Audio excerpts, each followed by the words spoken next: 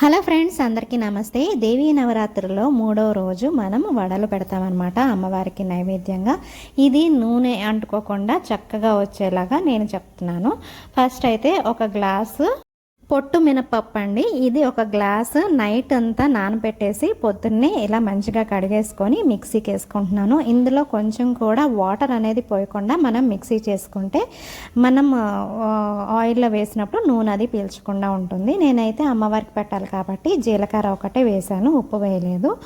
So గారెలు deep fry చేయడానికి తగినంత నూనె పోసుకుంటున్నాను.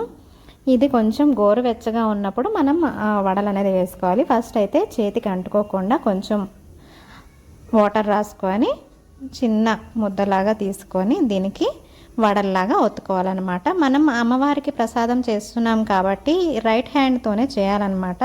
లెఫ్ట్ హ్యాండ్తో వేసుకొని వడలు మళ్ళీ దాన్ని రైట్ హ్యాండ్తో తీసి వేయకూడదు. అమ్మవారికి చేస్తున్నాం కాబట్టి రైట్ హ్యాండ్తోనే వేయాలి. సో ఇలాగా ఒకటి ఒకటి వడలు అనేది వేసుకుంటే ఇది నూనె పీల్చకుండా ఉంటుంది. వడలు వేసుకునేటప్పుడు మనం సిమ్లో పెట్టుకోవాలండి. అప్పుడే మనకి లోపల వరకు ఉడుకుతుంది, లేదంటే పైన రంగు వచ్చేస్తుంది కానీ లోపల మాత్రం ఉడకదనమాట.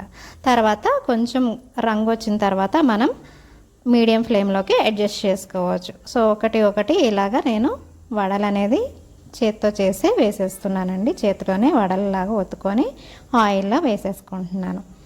సో ఇది ఫస్ట్ అయితే నేను సిమ్లో వేయించేస్తున్నాను. తర్వాత ఇలా బంగారు రంగు కలర్ వస్తుంది.